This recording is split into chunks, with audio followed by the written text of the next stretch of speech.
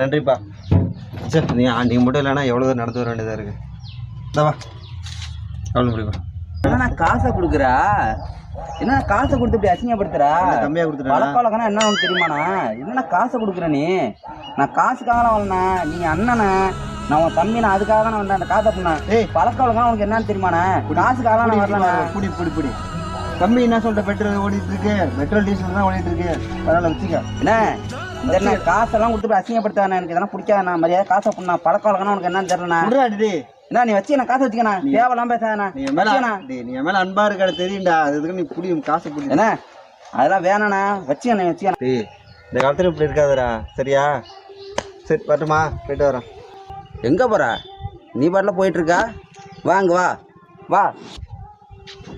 ஏண்டா ஜிபே பண்ணி விட்டு போ.